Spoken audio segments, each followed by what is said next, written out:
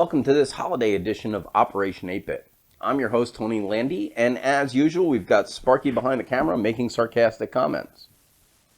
In today's episode, we're going to show you how you can add your own ROMs to these Atari Flashback game systems. We're also going to be taking a look at some of the games that were actually released for the Atari 2600 that came out after the video game crash of 1983, and these are some games that are really fun to play. But first, we're just going to start with a little background and a short review of these systems for those of you who may not be familiar with them. Initially introduced in 2004, the Atari Flashbacks are, to say the least, an interesting product line for anyone that's interested in classic gaming, and in particular for those of us who grew up with the Atari 2600 as our first console. As of December 2019, there are 10 home consoles in the series and 4 versions of the portable units. Some of the home consoles include gold and deluxe versions that came packaged with paddles, wireless controllers, and some different or additional games over the base version. With each new version, the game titles generally increased. For example, this Flashback 2, which was released in 2005, has 43 games.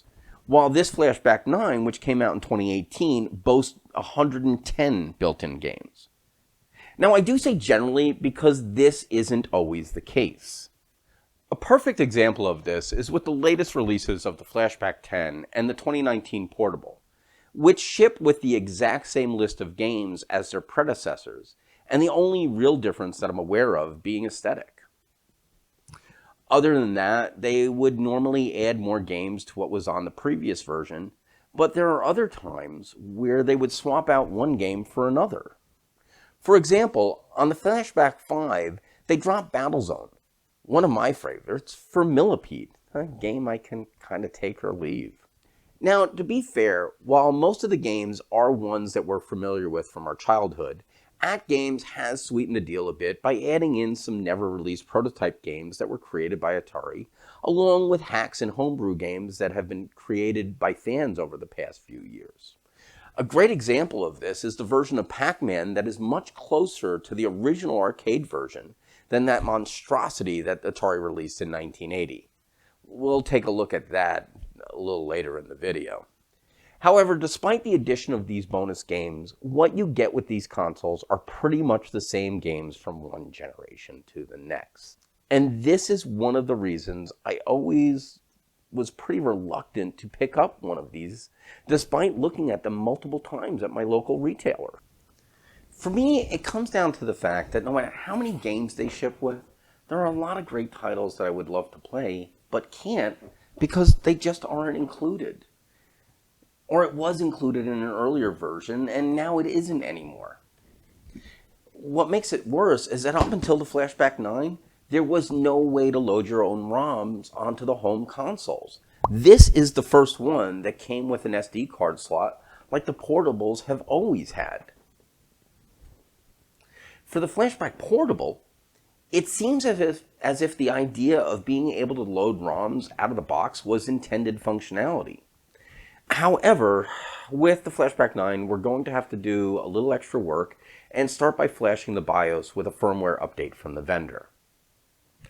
Okay, with the history lesson over and the rant out of the way, why don't we get started loading some games on these things?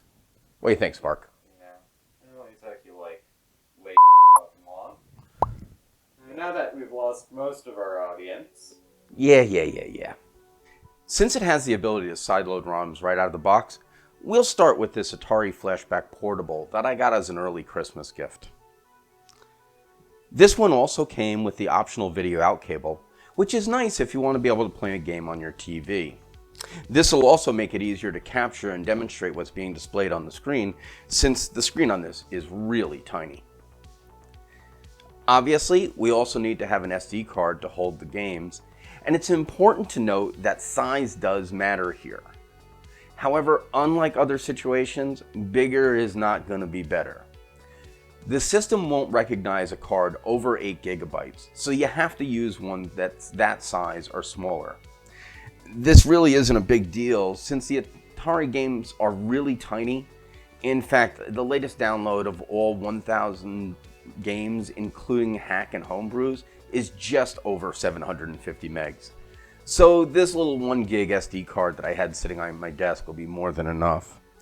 If you're looking for cards that small, head on over to your local GameStop. You can normally find 1 gig and 2 gig cards over there for about $1 or so. We're going to start by formatting the card using the SD Association's card formatter utility. What's interesting here is that for some reason, if I use the built-in Windows 10 formatting utility, the unit won't recognize the card. However, when I use the SD Association's utility, everything works just fine. I'm not the only one that reported this. I found a few references to other people that have experienced the same issue. With the card properly formatted, the next thing we need to do is create a folder in the root called Game that'll hold all of our files. Some sources that I found have mentioned that the folder name has to start with a capital G. However, I did a test and I'm not sure that this is necessary. With the folder name being all lowercase, it seemed to work just fine for me. A similar situation applies to the ROM file names. Various sources said that the naming convention is very specific. The first letter must be capitalized and the rest need to be lowercase. But again, when I tested each word in the title capitalized with spaces in between on my Flashback Portable, the games loaded just fine. Finally, the names for all of the ROMs must end with .bin. The unit doesn't recognize any file in the game folder with an extension other than that. So if you have a collection of A26 files, you're going to have to rename them. Now, it could be possible that some of these issues only impact certain model years, so I would recommend that you do a few tests of your own before going through the trouble of renaming all of your files. Getting Atari ROMs is pretty easy. There are a few different sources on the internet, and there is a collection available from the guys over at Atari Age, and the names for those are already in the recommended format. I'll be leaving a link to that in the description below. As you can see from this download, there are over 1,000 files in this collection, but I'm not really interested in loading every single one of them onto my Flashback Portable, so I'm just going to add the select few that I would like to play. I've already pre-selected these and copied them into a folder that I've named Game XFR, Game Transfer. Now, unfortunately, not every Atari game will work with the Portable due to various compatibility issues and some weird technical quirks. But again, the guys at Atari Age have come to the rescue, and the community pulled together to modify some of those non-working games so that they're now compatible with the system, and they've been labeled accordingly. With my games selected, it's now just a matter of copying them onto the SD card, and with that done, we're ready to pop it in and play some games. With the card inserted and the system on, we'll just navigate to the last menu screen where we can see the SD card browser selection. Press the fire button, and after a second, here's our games. In the lower right, you'll see a page indicator. Each page of this can only show 10 titles at a time, so to see the next part of the list, you use the left and right D-pad controllers, and the up and down controllers to select the game you want to play. Now, I'm not going to try to demo any of the games with this camera setup. It's way too awkward trying to keep everything in frame, and the small screen makes it really hard to see on video. Instead, I'm going to run this through my video capture device. Now, I mentioned earlier that my Flashback came with this optional cable that'll let you connect the system to a TV. But not for nothing, this cable actually sucks and it doesn't create a really clean signal. I have a few of these high quality 3.5mm left to right RCA audio cables that I'll be using instead. You could also use a 3-pole connector like the one that I have here. But since the jack on this only uses the tip and the first ring, the video is going to come out of the left channel and not the video breakout like you would expect. I'm going to start by connecting the stock cable to my video capture card to show you what I mean by it being a piece of crap. So as you can see, the quality of the video is generally pretty bad. Plus there's this weird low-pitched buzz from the audio. you can actually hear this in the capture. I've raised the volume a bit so that it's easier to hear. This is bad enough, but the real problem comes in when I try to play a game. I found that if I accidentally hit the cable at the jack, even in the slightest, I get all sorts of static. Now I'll switch to the better cable. Although the video quality hasn't really improved and I can still hear that annoying buzzing sound, at least jiggling the cable doesn't create all that static. You can't see this, but off camera I'm pushing and wiggling the jack hard and trying to make it go bad, but the screen is staying nice and clear.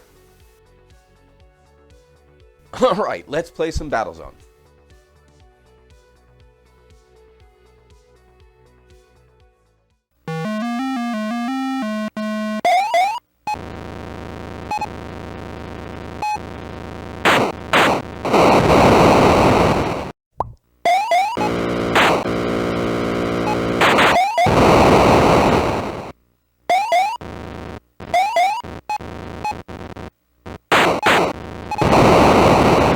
Oh shit, why do I play this game again? Okay, so now let's get to work putting some extra games on this Flashback 9 that we got for our friend's 15-year-old son. A few weeks ago, we had an idea for an episode that we were going to call A Zoomer Plays a Boomer Age Console, or some stupid title like that. We got everything set up in the studio, and sat the kid down with an Atari 2600 and a handful of games and left him to his own devices while we recorded the results. What we were expecting is that he would play a few games, get aggravated, and then complain about how crappy the games were. We were actually surprised when he came out of the room an hour later and told us how much fun he was actually playing Activision Tennis of all games. So to cut the story short, for various reasons, we decided not to make that video, but we also thought since he enjoyed the game so much, an Atari Flashback would make a good Christmas gift for him. So we picked this one up for him. And since he enjoyed the tennis game so much, we wanted to make sure that we included that game along with some other titles that are missing from the console. The first thing we need to do is download the latest firmware from AtGames so the system can read games from the card. Just a heads up, you will need to register with the site in order to download the file, but I've already done that, so I'm just going to log in and then I'll go to the downloads page. From here, I'll just scroll down to where the Flashback 9 is listed and click the download button to get the latest firmware. Now, it is important to note that this update only applies to the HDMI model AR3050. It's not intended for the model AR3220 or the AR3230 that have the composite video outputs. And from the stories I've read over at Atari Age, there are people that have flashed those consoles with the wrong image, and let's just say the results were less than desirable. With the card inserted and the power to the system on, we'll get a prompt that a firmware update is available. If you don't see this and the system just boots to the main menu, go back and check to be sure that you rename the file properly. Since we do want to do the update, I'll just push the joystick to the left to confirm. Now we just sit back for a minute or so and wait for the update to finish. It is really important that you do not power off the console or remove the SD card while the update is in process. If you do, bad things are gonna happen and you are not gonna have a good time. Once the update finishes, the system's gonna reboot and you're gonna be brought back to the "Do you want to upgrade" prompt. Since I don't want to keep going back and forth on this, I'm just going to shut off the system, pop out the card, get some games loaded on this, and we're going to finish this up. The first thing we need to do is get rid of the firmware file. If we don't, then that annoying "Do you want to update" prompt is going to pop up every time we boot the system with the SD card inserted. Next, we create a game folder just like we did for the portable. I can't tell you how many posts I saw where this step was missed and people were saying that the update didn't work and they weren't seeing any of their games. Full disclosure, I missed this step once during rehearsal and started to lose my mind thinking that the card was bad, or even worse, that I had borked my system. I won't tell you how much time I wasted troubleshooting. Finally, we copied the games over from our folder to the card. As before, there are a few things to note about the naming convention for the ROM files. First and foremost, mixed case names are fine, but unlike the portable, the file names cannot have any spaces in them. Hyphens, underscores, special characters, they all seem to work just fine. But if you put a space in the name, it's going to show up on the list, but the game itself won't load. Secondly, both the bin and the A26 file extension seem to work just fine. You can see in my list here how I have a few of those like Ghostbusters and Keystone Capers. And this is because at the heart of the Flashback 9, it's just the Stella 3.93 emulator that's running underneath. Now we're just going to pop the card back into the Flashback and we're going to be good to go. Alright, let's boot it back up and see if I broke anything. Nope, looks good. You can see here that the SD card option isn't grayed out, so I can select it. And we can see the games that I loaded are there and ready to play. Okay, so why don't we try one of them out? How about the original arcade port of Pac-Man? This is one game that has never made it to any of the Flashback systems. So there it is. We just navigate through the menu, select it, push the fire button, and there it is in all of its 1981 glory. You know, when Atari first released this in 1981, I was really excited. I loved this game in the arcade, and I was anxious to finally be able to play it at home on my Atari system. I remember being really disappointed. And now I remember why. Oh, God. The control... Oh. The sound effects on this really suck. Look at the ghosts. You can barely tell when they change color.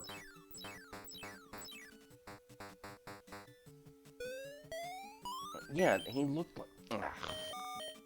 I mentioned earlier that there have been a lot of really good homebrew games that have been produced by fans for the 2600 over the years. And one of them is a reimagined version of Pac-Man that is much closer to the original arcade version.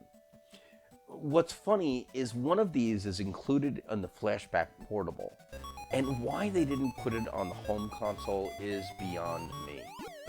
I mean, you can look at this. The gameplay looks better, the maze looks proper, you can see the ghosts, this one. Pac-Man actually turns in the right direction. This is a much, much better version of the game. That actually looks like a cherry. I'm gonna get killed. Well, I hope you enjoyed that video, and if you did, go ahead and hit that thumbs up button below, and don't forget to subscribe because we have a bunch of new videos coming out very soon. As a reminder, all of the profits and any ad revenue that we make from this YouTube channel go to support charitable organizations, like the Tour de Force 9/11 Memorial Bike Ride, who in turn use those funds to support the families of law enforcement officers that lose their lives in the line of duty every year. For a complete list of the charities we support and how you can help, please visit our website. I've left a link to that in the description below. Again, we hope you enjoyed this video, and we'll see you next time on Operation 8-Bit. For example, this Flashback 2 that was released in 2005 has 43 games, while this Flashback 9, did I just pick this thing up backwards? Yeah. For example, this Flashback 2, which was released in 2005... It's upside down. Oh, Jesus. What? Upside down. How cheerful and happy do you want me to be? Oh. As cheerful and happy as you can be.